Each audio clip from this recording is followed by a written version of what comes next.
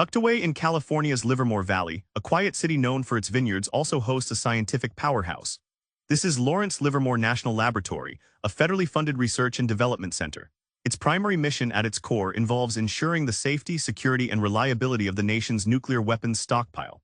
But its reach extends far beyond that, tackling some of the most pressing national and global security challenges. This sprawling campus began its life in 1952.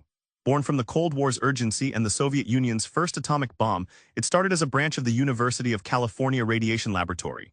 Visionaries like Edward Teller and Ernest Lawrence co-founded it, aiming to foster innovation and healthy competition with the established Los Alamos lab.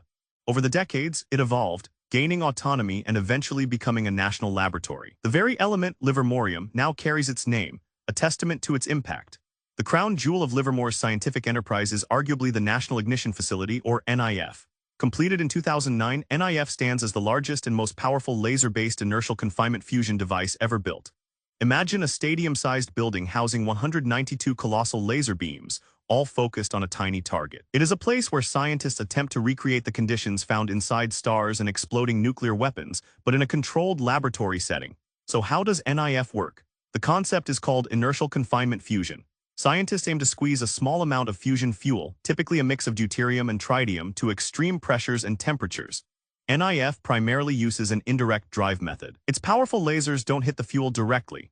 Instead, they heat the inner surface of a hollow metal cylinder, a hole round, which then re-emits the energy as high-frequency X-rays. These X-rays, more symmetrically distributed, implode the tiny fuel pellet.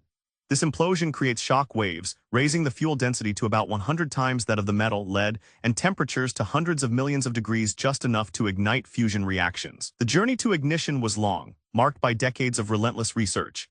Early experiments and computer simulations, including underground nuclear tests in Nevada like Halite and Centurion, continuously refined the understanding of the immense energy required. The path was not without its hurdles. Problems like laser-generated plasma interference, minute quantities of dust, and even water vapor in the target chamber presented significant challenges, slowing progress.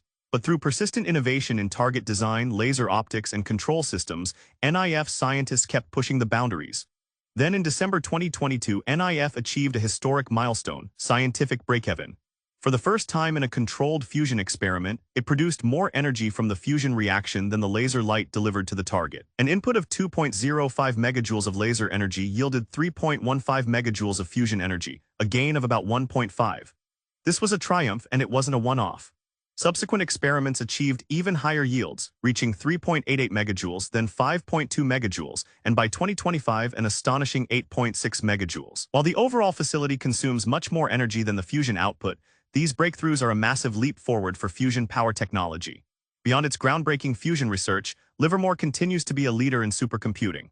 Its Livermore Computing Complex hosts some of the world's most powerful high-performance computing systems, often ranking among the top machines globally. These supercomputers are not just for nuclear simulations. They're also used for materials science, climate change modeling, and understanding complex physical phenomena. The lab also develops critical software, like ZFS on Linux, that powers these massive machines. LLNL also runs a vital global security program. This initiative focuses on reducing and mitigating dangers posed by weapons of mass destruction, not just nuclear, but chemical, biological, and radiological threats. They develop cutting-edge technologies, from miniaturized biodetection instruments that can identify threats in minutes to advanced cybersecurity solutions. Their work spans non-proliferation efforts, bolstering homeland security, and even addressing global energy and environmental needs, applying multidisciplinary expertise to real-world problems.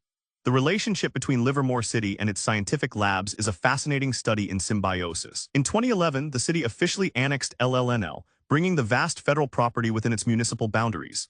The Livermore Valley Open Campus, a joint venture with Sandia National Laboratories, fosters collaboration with private industry and academia, aiming to drive innovation in high-performance computing and energy security.